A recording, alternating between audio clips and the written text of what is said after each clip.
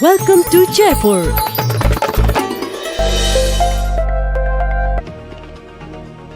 Live from New Delhi, you're watching DT India News, India's voice to the world. I'm Lipakshi Khurana. Coming up in the next hour. G20 leaders in Rio unite to tackle global crisis and promote sustainable growth. Call for humanitarian aid in Gaza and Lebanon amid escalating conflicts. Prime Minister Narendra Modi highlights India's efforts to alleviate hunger and poverty at G20 in Brazil. Also calls for addressing the challenges faced by global South countries. Prime Minister Narendra Modi holds talks with President Prabowo Subianto of Indonesia and Emmanuel Macron of France and Prime Minister Luis Montenegro of Portugal and Giorgia Meloni of Italy. Lebanon, Hezbollah agreed to U.S. proposal for ceasefire with Israel. U.S. envoy to travel to Beirut for further talks. And Hong Kong jails 45 democracy activists convicted in the trial under its sweeping national security law. U.S. Australia criticized trial as politically motivated.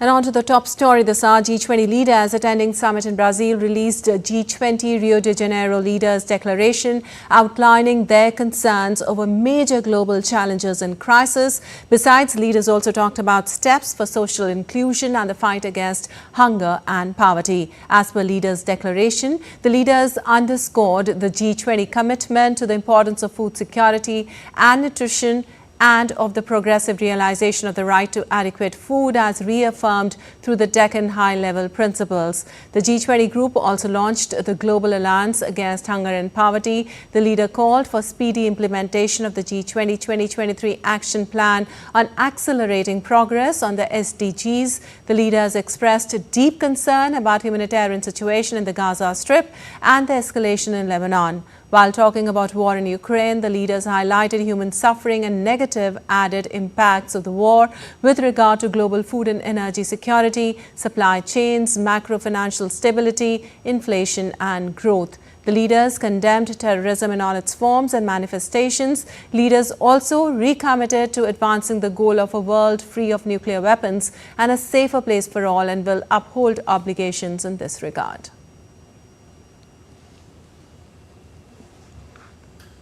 And India's Prime Minister Narendra Modi addressed the G20 session on social inclusion and the fight against hunger and poverty in Rio de Janeiro, Brazil. Prime Minister spoke about India's efforts to alleviate hunger and poverty. Sharing India's success story, Prime Minister said that the main reason for India's success is its approach back to basics and march to the future. India's Prime Minister Narendra Modi addressed the G20 session on social inclusion and the fight against hunger and poverty in Rio de Janeiro, Brazil. The Prime Minister spoke on a number of issues including India's efforts to alleviate hunger and poverty, amplifying the concerns of the Global South, push for sustainable development goals. The Prime Minister said that the people-centric decisions taken at the G20 summit in New Delhi have been taken forward during Brazil's presidency. The Prime Minister expressed satisfaction over prioritizing SDG goals. The Prime Minister said that India focused on inclusive development, women-led development and youth power and gave wings to the hopes and aspirations of the Global South. The Prime Minister noted that it is clear that one Earth, one family, one future is as relevant at this summit as it was last year. The Prime Minister also shared India's experiences and success stories. He said that over the last 10 years, India lifted 250 million people out of poverty, while over 800 million people are being given food grains free of cost. 550 million people are benefiting from the world's biggest health insurance scheme. Now, 60 million senior citizens over the age of 70 will also be able to benefit from free health insurance. Maintaining a focus on women-led development and social inclusion, over 300 million women micro-entrepreneurs have been linked to banks and given access to credit. Under the world's largest crop insurance scheme, over 40 million farmers have received benefits worth 20 billion US dollars. Under the farmer scheme, assistance worth over $40 billion has been given to 110 million farmers. Institutional credit worth 300 billion US dollars is being given to farmers. India is not only ensuring food security but also focusing on nutrition. The Saksham Anganwadi and Nutrition 2.0 campaign, which is an integrated nutrition support program, focuses in particular on nutrition for pregnant women, newborn babies, children under the age of 6, and adolescent girls. Through the midday meal scheme, special attention is also being paid to the nutritional needs of school-going children. The Prime Minister said that India is also contributing to global food security. India provided humanitarian assistance to Malawi, Zambia, and Zimbabwe recently.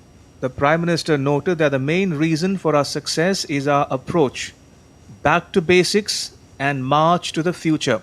PM Modi remarked that we have focused not only on natural farming and organic farming, but also on new technologies. Besides, India also focused on sustainable agriculture, protection of the environment, nutrition and food security by promoting Shri Ann or millets. India developed more than 2,000 climate-resilient crop varieties and has started the Digital Agriculture Mission. India's digital public infrastructure enables social and financial inclusion. Besides, India created a new model for inclusive development that strengthens the weakest link with the aspirational districts and blocks project. The Prime Minister also said that India supports Brazil's initiative for a global alliance against hunger and poverty. This is an important step towards the implementation of the Deccan High-Level Principles for Food Security adopted at the New Delhi summit. The Prime Minister also highlighted the concerns of the Global South, saying that the countries of the Global South are most adversely impacted by the food, fuel, and fertilizer crises caused by global conflicts. He said that discussions can only be successful when we keep in mind the challenges and priorities of the Global South. And just as we amplify the voice of the Global South by granting permanent membership of G20 to the African Union during the New Delhi summit, we will reform institutions of global governance.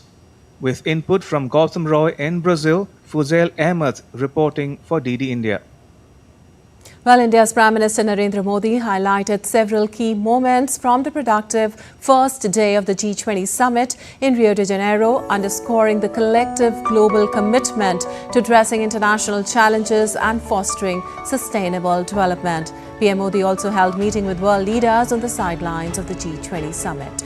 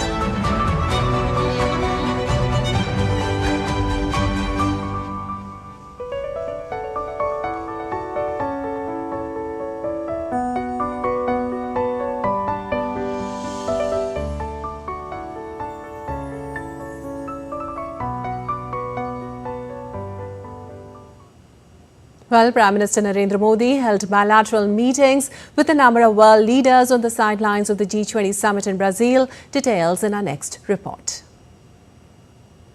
India's Prime Minister Narendra Modi held bilateral meetings with a number of world leaders on the sidelines of the G20 summit in Rio de Janeiro in Brazil. Prime Minister held talks with the French President Emmanuel Macron. The leaders agreed to advance cooperation between both countries in sectors such as space, defense, energy, technology and more. The leaders talked about how India and France will keep working closely in sectors like space, energy, AI, and other such futuristic areas. Prime Minister also complimented Macron on the successful hosting of the Paris Olympics and the Paralympics earlier this year. Prime Minister also met with British Prime Minister Keir Starmer in Rio de Janeiro in Brazil. Prime Minister termed his meeting as extremely productive.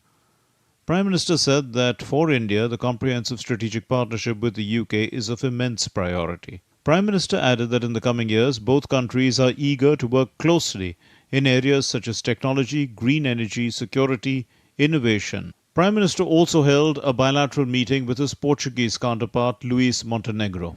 The talks focused on adding more vigor to economic linkages. Sectors like renewable energy and green hydrogen offer many opportunities for more collaboration. The leaders also talked about strong defense relations, people-to-people linkages and other such subjects. Prime Minister noted that India cherishes the long-standing ties with Portugal. Besides, Prime Minister Modi also met with Italian Prime Minister Giorgia Meloni on the sidelines of the G20 summit. The talk centered around deepening ties in defense, security, trade and technology. Leaders also talked about how to boost cooperation in culture, education and other such areas. Prime Minister said that India-Italy friendship can greatly contribute to a better planet. Besides, Prime Minister also met with Norwegian Prime Minister Jonas Gahr Store. The discussions focused on ways to deepen India-Norway bilateral relations, particularly in trade and economic cooperation after the signing of the India-EFTA TEPA. The leaders also exchanged views on geopolitical issues. Prime Minister held a bilateral meeting with the Indonesian President Prabowo Subianto. Taking to social media platform, Prime Minister said that this year is special for both countries as we are marking 75 years of diplomatic relations. Talks focused on improving ties in commerce, security, healthcare, pharmaceuticals, among others. Fuzail Ahmed's report for DD India. Meanwhile, UK Prime Minister Starmer has announced that trade talks with India will relaunch in the new year. The announcement came following the bilateral meeting with Prime Minister Modi at the sidelines of G20 summit. He expressed commitment to negotiate a trade deal with India, saying India is the fifth largest economy in the world and a vital trading partner for the United Kingdom. He believes there is a good deal to be done that works for both the nations. Earlier in a press release, India had said that during the meeting, both leaders underlined the importance of resuming the free trade negotiations at an early date.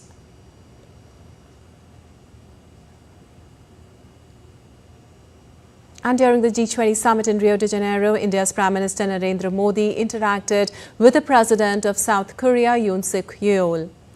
Prime Minister Modi also met with EU President Ursula von der Leyen.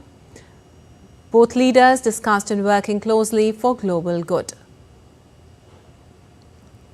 He also interacted with President Abdel Fattah al-Sisi of Egypt during the first day of the Rio G20 summit. And on the sidelines of G20 summit in Rio, India's External Affairs Minister Dr. S. Jaishankar met CPC Politburo member and FM Wang Yi of China. Both leaders noted the progress in the recent disengagement in the India-China border areas and exchanged views on the next steps in bilateral ties. They also discussed the global situation. And India correspondent Gautam Roy joins us with more from Rio de Janeiro. Gautam, what stood out on day one of the G20 summit?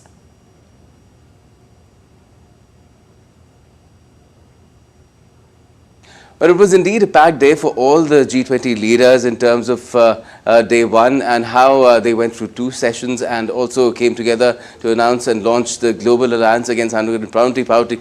Prime Minister Modi himself had 6 bilaterals, which started with Indonesia and then ended with UK, with 4 other countries in the middle, including Italy, and we also had Norway as well as Portugal.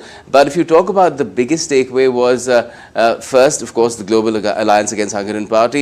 82 countries on board. If you talk about institutions, that number nearly doubles, and they will collectively now take action to ensure that the world is without hunger and poverty in the course of the next few years. The other was that a consensus was indeed forged on day one itself between the Sherpas, who really negotiate and represent the countries when it comes to putting across a statement of intent and purpose that the leaders themselves endorse, which is the Rio Declaration. Remember last year in New Delhi, the declaration had again come out on day one itself, and here too it has happened on day one, and a lot of these issues which were said to be getting in the way of forming a consensus, they have been expressed in a very, very measured, well thought out manner. All right. Also, what's in store for Prime Minister Modi and other leaders on day 2?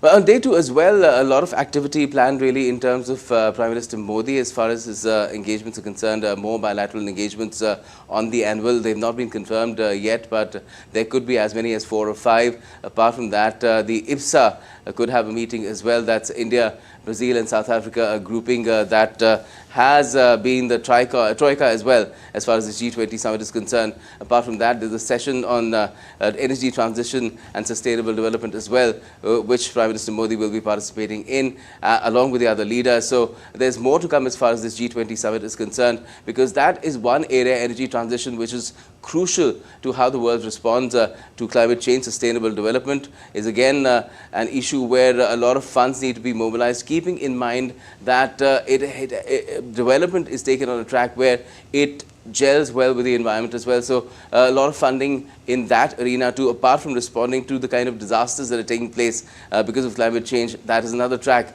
that could further be elaborated. All right, Gautam, thank you so much for all those details. And also, U.S. President Joe Biden on Monday made a historic pledge of $4 billion to the World Bank's International Development Association Fund for the world's poorest countries. Biden announced the U.S. pledge during his final address to the Group of 20 summit in Rio de Janeiro. The amount exceeds the $3.5 billion that Washington committed in the previous IDA replenishment round in December 2021. I'm proud to announce the United States is pledging $4 billion over the next 3 years to the World Bank's International Development Association. As my friend Ajay tells you, the IDA is the first responder to the world's poorest countries. I encourage everyone around this table to increase their pledges in December.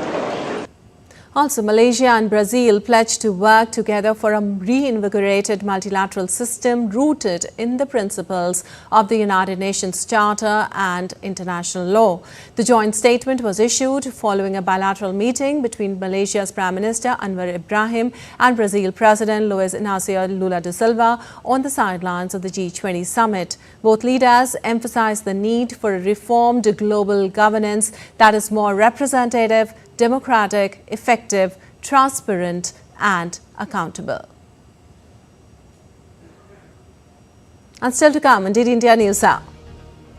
United States comes down heavily on Russia for escalating the conflict in Ukraine by deploying North Korean troops.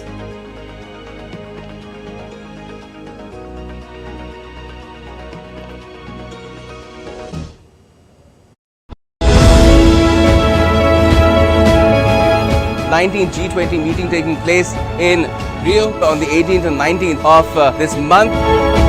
Prime Minister Narendra Modi will be participating here as well, along with the leaders of the world's 20 largest economies, who will be deliberating on key issues such as eliminating hunger and poverty, sustainable development. For all the latest on the 2024 G20 summit in Rio, join me, Gautam Roy, only on DD India.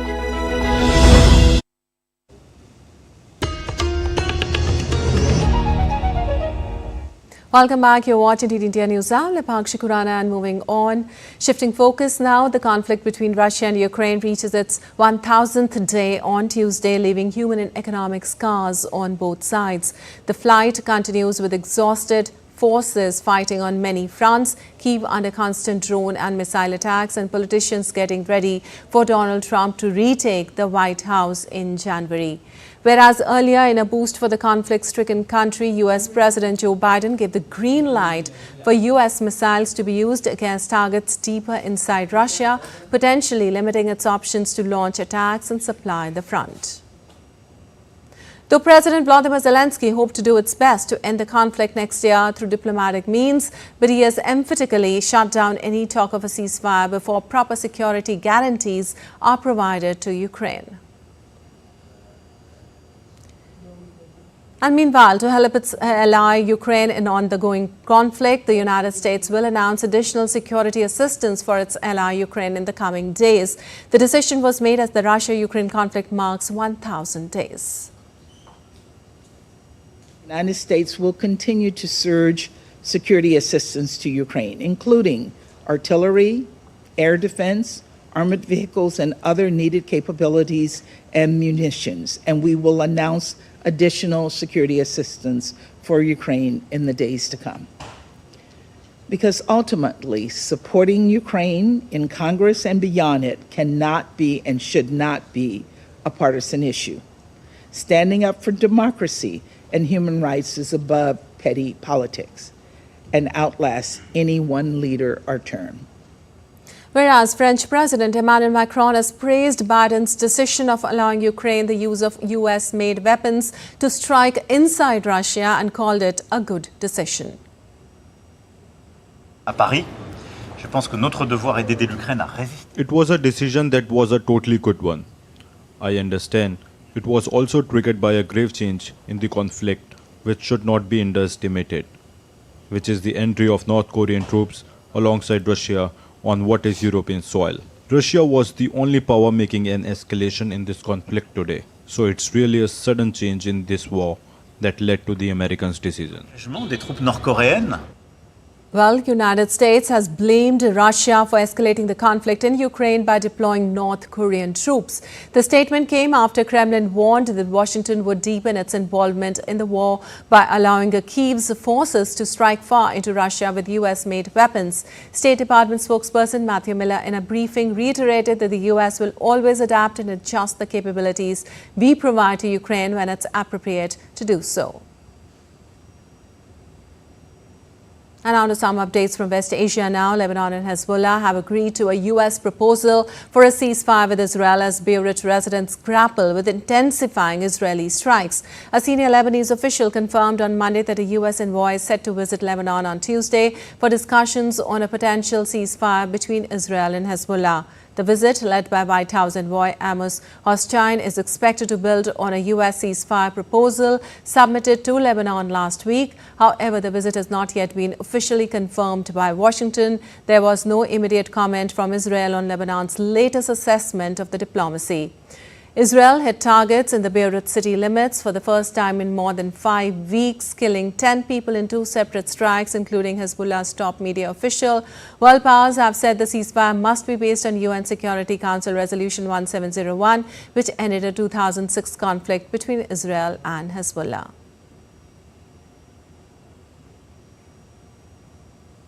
Meanwhile, Israeli Prime Minister Benjamin Netanyahu said that Israel's retaliatory attacks on Iran last month degraded its defense and missile production capabilities and also hit an element of its nuclear program.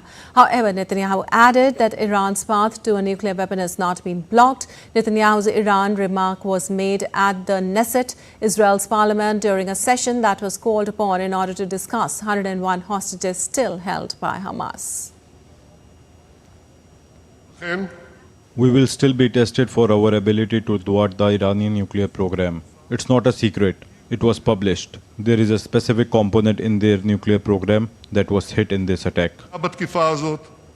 While members of the United Nations Security Council, including the United States and the United Kingdom, urged an immediate increase in aid to civilians in Gaza, warning that their situation in the Palestinian enclave was getting worse. Meanwhile, the United States warned Turkey on Monday against hosting Hamas leadership, saying there can be no more business as usual with what the U.S. designates as a terrorist organization. U.S. officials said they are closely monitoring Israel's actions to improve the conditions for Palestinian civilians while engaging with Israeli leaders every single day. And moving on, a Hong Kong court on Tuesday jailed all 45 defendants convicted in the city's largest trial under its sweeping national security law, with mastermind Benny Thai receiving the longest term of 10 years. A total of 47 pro-democracy activists were arrested and charged in 2021 with conspiracy to commit subversion under a Beijing-imposed national security law and had faced sentences of up to life in prison. International condemnation was swift, with the United States, Australia and rights group slamming the sentencing as evidence of the erosion of political freedom in the city since Beijing imposed the security law in 2020. The Chinese and Hong Kong governments defended the national security laws as essential for restoring order following the 2019 pro-democracy protest, asserting the activists have been prosecuted according to local laws. And Germany and Finland launched a probe on Monday after an undersea cable linking the countries was severed, warning of the threat of hybrid warfare amid heightened tensions with Russia. The countries' foreign ministers said in a joint statement they were deeply concerned by the cutting of the communication link through the Baltic Sea, where tensions have increased since Russia's 2022 invasion of Ukraine. The warning came after a joint investigation by the public broadcasters of Sweden, Denmark, Norway and Finland. The incidents come just weeks after the United States warned that it had detected increased Russian military activity around the key undersea cables. And U.S. President-elect Donald Trump on Monday named former Congressman and Fox Business host Sean Duffy as his pick for Transportation Secretary in the next administration. In a statement announcing Duffy, Trump described the Wisconsin Republican as a tremendous and well-liked public servant. If confirmed, Duffy will oversee aviation, automotive, rail, transit and other transportation policies at the department with about a $110 billion budget. Trump has vowed to reverse the Biden administration's vehicle emission rules. He said he plans to begin the process of unfolding the Biden administration's stringent emissions regulation finalized earlier this year as soon as he takes office. Meanwhile, the judge in Donald Trump's New York criminal case is expected to decide on Tuesday whether the U.S. president-elect will face sentencing or escape punishment despite being convicted by a jury. Trump was convicted of 34 felony counts in May after a jury found he had fraudulently manipulated business records to cover up an alleged sexual encounter with a porn star ahead of the 2016 election. Prosecutors argued that concealing the alleged tryst was intended to help him win his first run for the White House. Trump, who had been scheduled to be sentenced on November 26th, may receive a reprieve if Judge Juan Merchan decides to dismiss the case following the Supreme Court's recent ruling on presidential immunity. That landmark ruling saw the court, with a 6-3 conservative majority, decide that presidents have sweeping immunity from prosecution for a range of official acts committed while in office.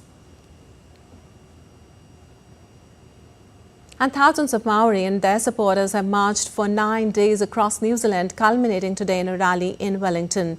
With flags flying and music filling the air, the protest has a festival-like energy, but the stakes are high. Over 15,000 are marching towards Parliament, where 2,000 have already gathered to oppose a controversial bill. At the heart of the protest is the 184-year-old Treaty of Waitangi, a historic agreement between the British Crown and Maori chiefs that underpins New Zealand's governance. Protesters argue the bill dilutes Maori rights by reinterpreting key clauses in the treaty. The demonstration highlights a fierce determination to defend Indigenous rights against perceived threats.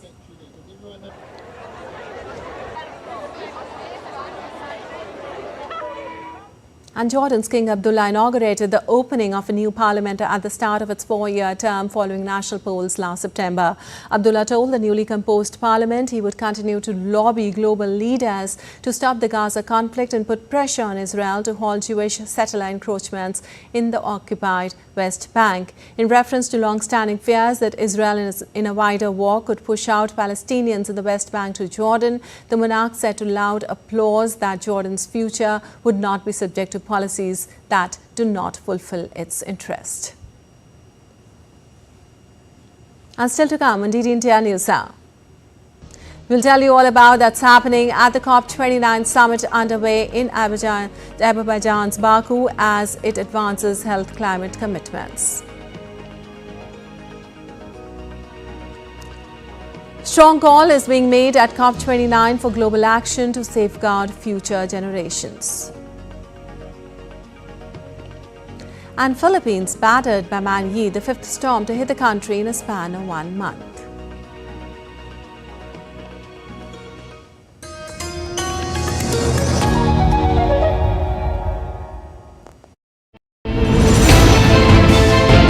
Geopolitics and trade deals. Economic challenges amid development. Hard work and the path to prosperity. It's the economy always. Between walkers, money is what money does and says. Supply creates its own demand. Between the bulls pulls and bears tears. When supply chains globalization and India rises to the podium. We'll get you centered with the economic brief at 8 p.m. every Thursday on DD India.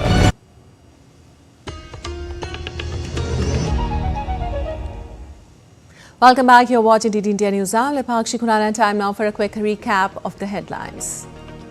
G20 leaders in Rio unite to tackle global crisis and promote sustainable growth. Call for humanitarian aid in Gaza and Lebanon amid escalating conflicts. Prime Minister Narendra Modi highlights India's efforts to alleviate hunger and poverty at G20 in Brazil. Also calls for addressing the challenges faced by global South countries. Prime Minister Narendra Modi holds talks with Presidents Prabowo Subianto of Indonesia and Emmanuel Macron of France and Prime Minister Luis Montenegro of Portugal and Giorgia Meloni of Italy.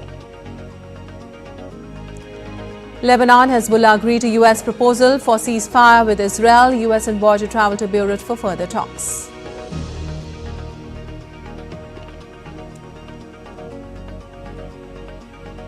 And Hong Kong jails 45 democracy activists convicted in the trial under its sweeping national security law. US, Australia criticized trial as politically motivated.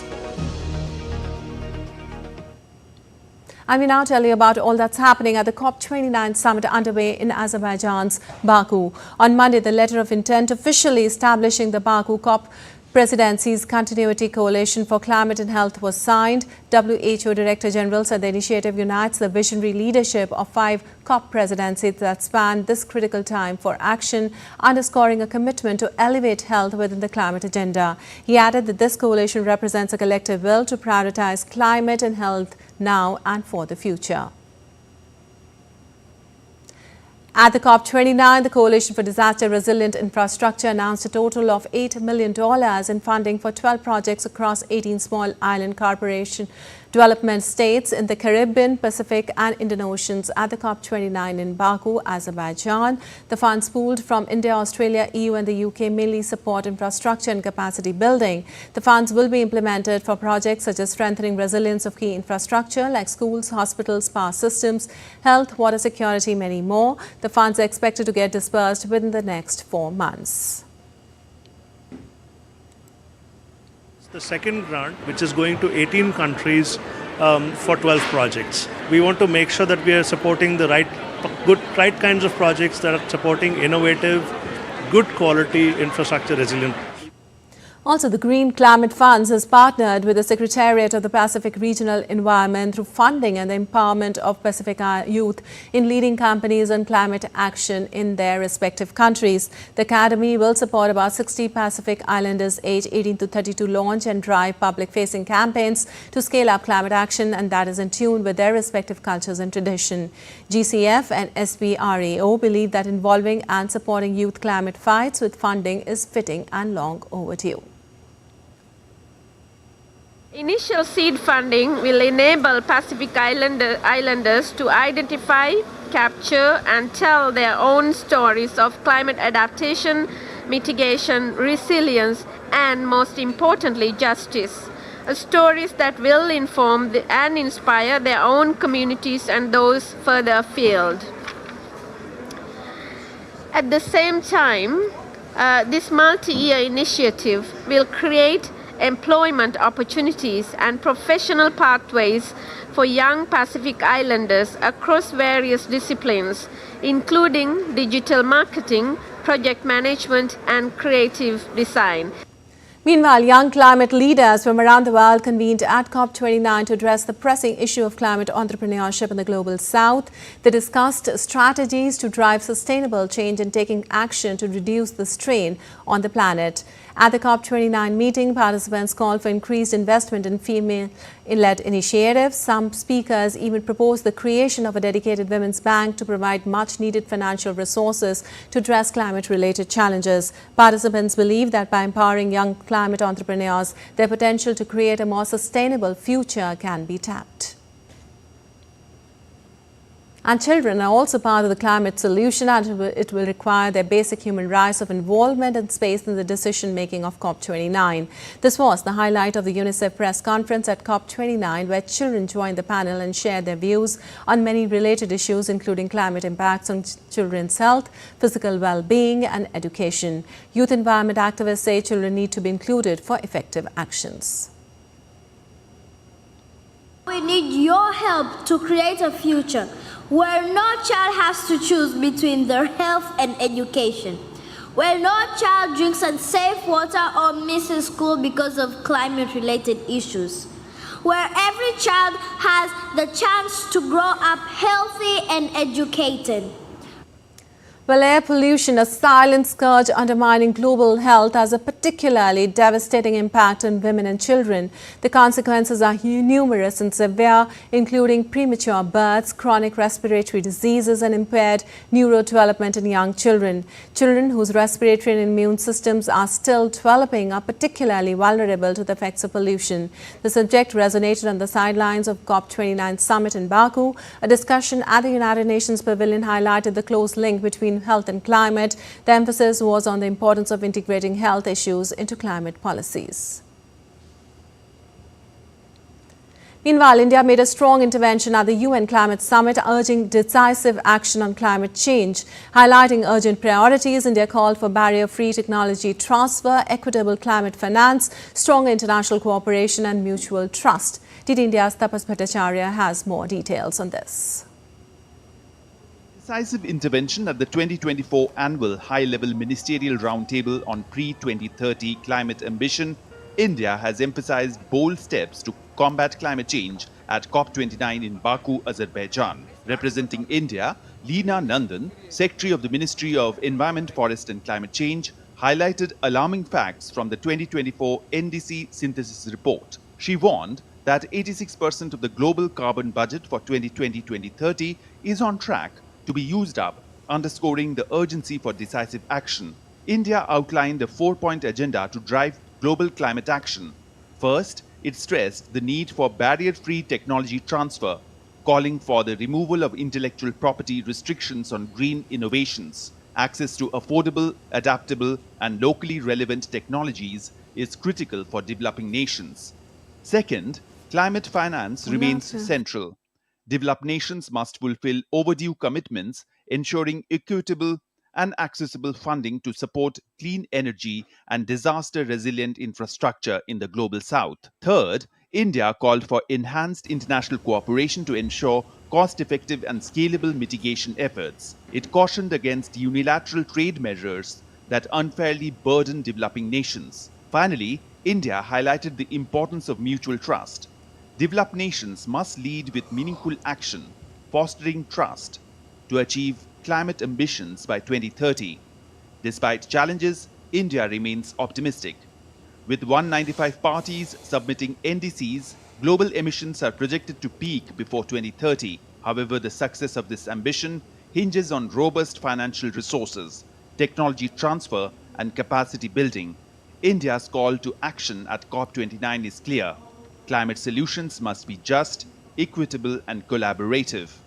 Tapas Bhattacharya's report for DD India. Well, at least 8 people killed as Super Typhoon Manyi hit the Philippine archipelago over the weekend, unleashing fierce winds and strong rains that triggered landslides and storm surges, authorities said. Manyi is the 6th storm to hit the country in a span of 1 month. The local government has appealed for aid to help the affected residents rebuild their homes.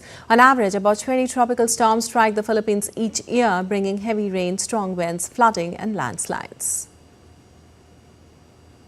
And Tropical Storm Sara begins to move away from Honduras after leaving 1 dead, over 50,000 affected and destroying bridges. Storm Sara caused widespread flooding and infrastructure damage, leaving communities isolated in northern Honduras. Heavy rains led to the collapse of a vital bridge over a swollen river in the coastal town of La Ceiba, which cut off access to an entire community. The relentless rains that began overnight on Friday has swelled rivers, flooded homes and caused many destruction.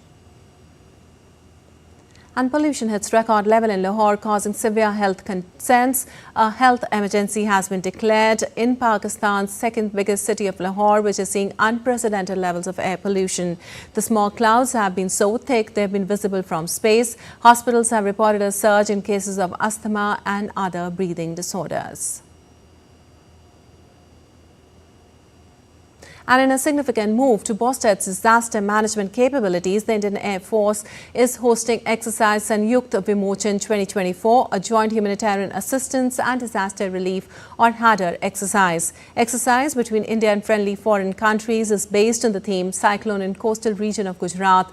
The exercise is centered on a simulated disaster scenario involving a cyclone impacting the Okha Porbandar coastline in Gujarat. Its primary focus is to identify and address gaps in interagency integration and cooperation, ensuring a swift and coordinated response to natural disasters. The annual exercise is part of the Indian Army's initiative to promote collaborative strategies for disaster response.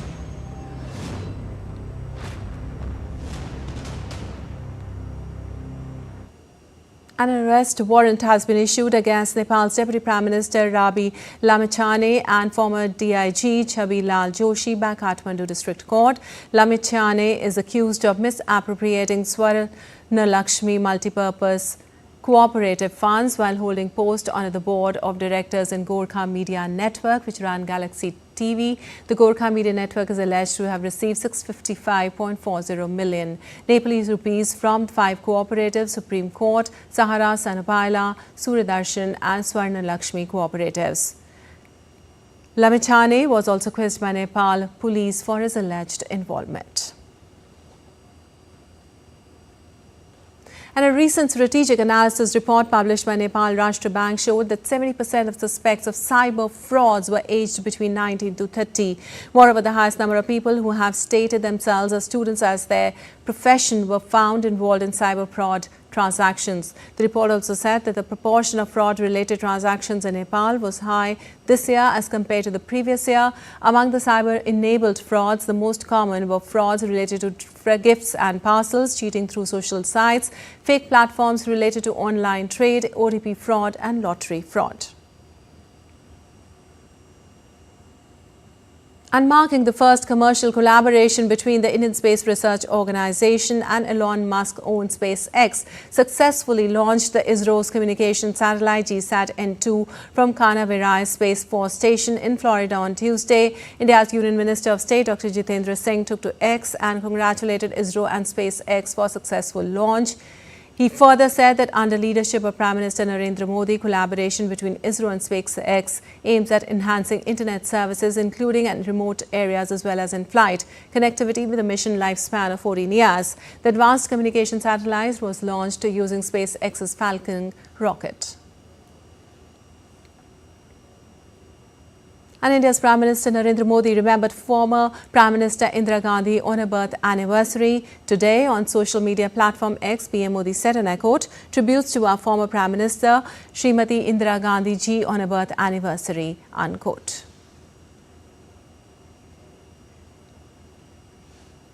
And now let's take a look at other stories making news today. Indian Coast Guard rescued 7 fishermen apprehended by Pakistan Maritime Security Agency near the India-Pakistan maritime boundary on November 17th. ICG swiftly responded to the distress call, intercepted PMSA and ensured the safe return of the crew. ICG remains committed to safeguarding India's maritime security. As the national capital continues to grapple with severe air pollution and persistent haze, authorities at the Delhi Zoo have implemented measures to protect the animals from the adverse effects of deteriorating air quality. Special arrangements like water sprinklers are being used in the zoo to mitigate the effects of air pollution. Besides, heaters have also been installed to keep them warm during winters. Authorities say that wild animals are given a winter diet that includes food rich in fat too. And still to come on DD India News Hour. And in sports, tennis legend Rafael Nadal all set for Davis Cup action before putting an end to his storied career. Saudi Arabia unveils the first local King Salman Stadium that's set to be showpiece of the 2034 FIFA World Cup.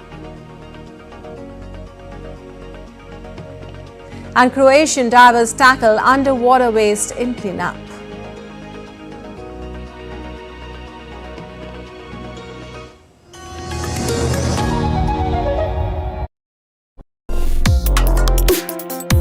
Complex issues, hidden agendas, twists and turns, strategic games.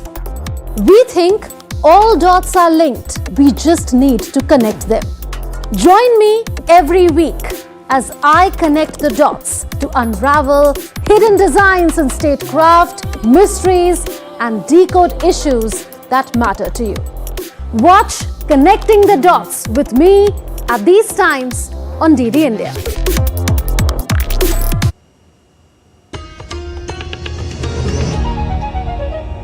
Welcome back. You're watching DD India News Hour. Pakshi Khurana, and on to some business news now. The International Monetary Fund delegation led by Senior Mission Chief Peter Brio is in Sri Lanka to assess economic policies, progress on ongoing reforms and the implementation of previous agreements with the IMF. The team met Sri Lankan President Dissanayake and key ministers of the newly formed government at the Presidential Secretariat today to discuss the next steps in the IMF program. President Dissanayake urged the IMF to maintain a balanced approach that considers the hardship faced by citizens. He assured that under his leadership, social spending allocations would be utilized effectively, with priority given to combating child poverty and malnutrition and providing better support for differently abled children. Upon successful completion of the review, the global lender is expected to release the next installment of the loan worth $330 million to Sri Lanka.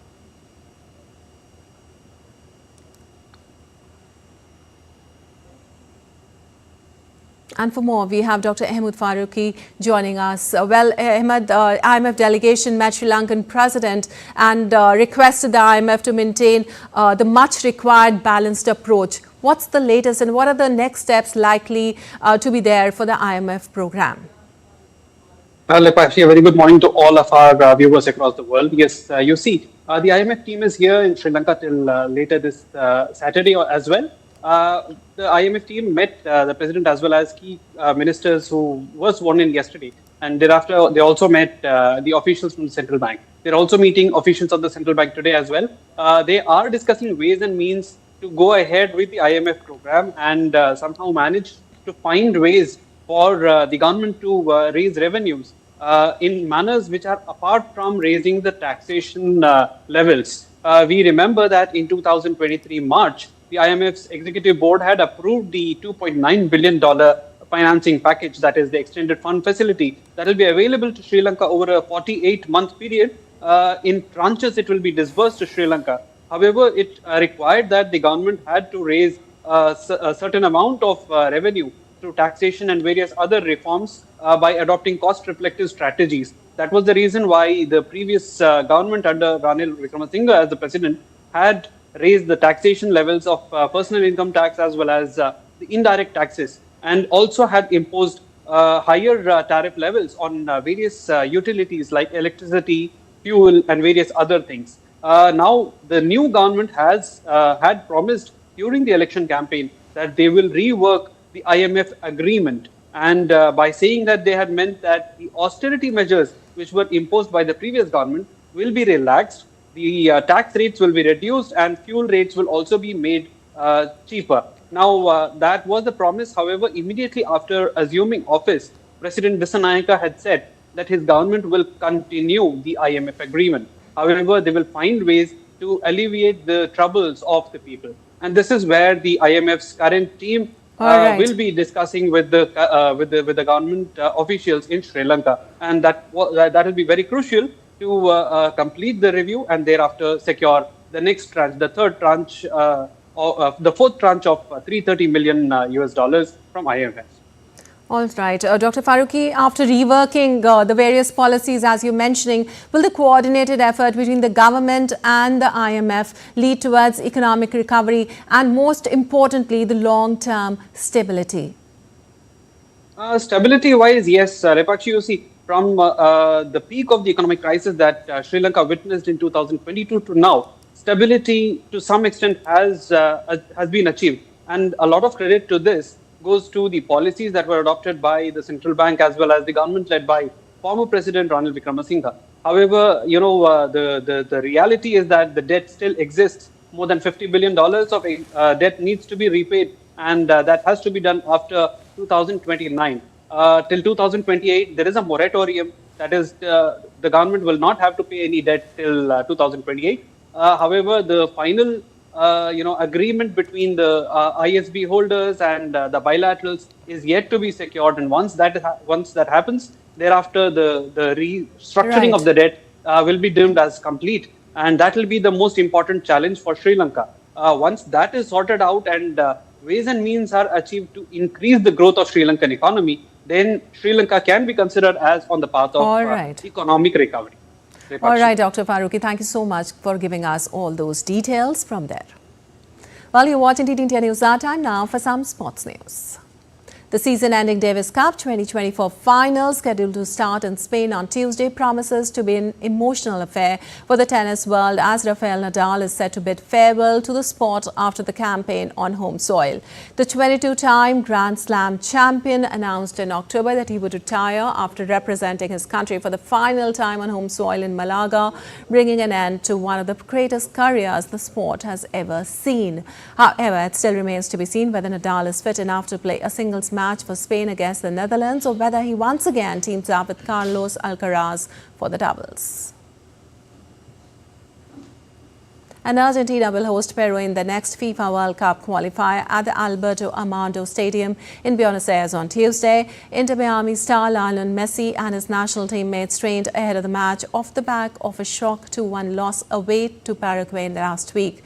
World Cup leaders Argentina currently top CONMEBOL qualifying with 22 points from 11 games, while Peru set 9th or 7 points. The top 6 teams will qualify automatically for the 2026 World Cup hosted by the United States, Mexico and Canada. And Saudi Arabia has unveiled its design plans for the King Salman Stadium, a 92,000 capacity facility in Riyadh, set to be the showpiece of the 2034 FIFA World Cup. The Saudi Sports Ministry unveiled a promotional video made with computer-generated imagery to offer a first look at the stadium, which is scheduled to be completed in the fourth quarter of 2029. The stadium is set to serve as the main base of the Saudi national team and will be part of the sports complex, featuring an indoor sports hall, an Olympic-sized pool and other facilities. Although still not officially confirmed by FIFA, Saudi Arabia almost certain to win the rights to host the 2034 World Cup, having been the only country to formally submit a bid before the deadline in late 2023. And Harleen Deol is set to return to the national team after almost a year as the Women's Selection Committee announced a 16-member Indian women's squad set to be led by Harmanpreet Kaur for the upcoming 3-match ODI series in Australia.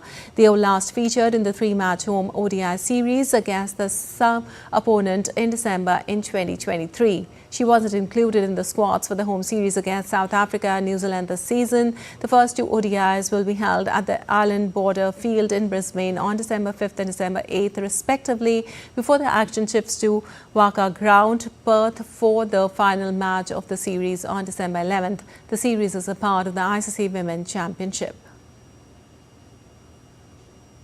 And volunteer divers took to the waters of Milna Bay on the Croatian island of Brac, participating in an underwater cleanup effort organized by a local diving club. Marking the 4th such initiative this year, the project aimed to address the urgent need for action to protect the fragile marine ecosystem.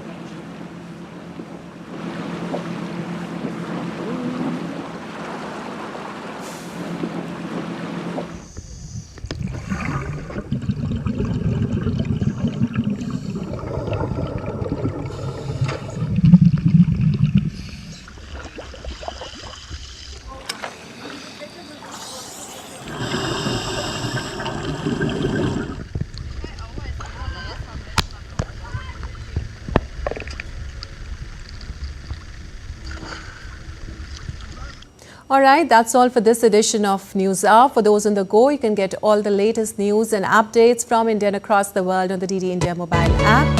The app is available on both Android and iOS platforms. Scan the QR code on the screen to download now. Well, we'll be back with more news as it breaks here on DD India. I'm Lipakshi Khurana from all of us here in Delhi. Thanks for watching DD India News Hour.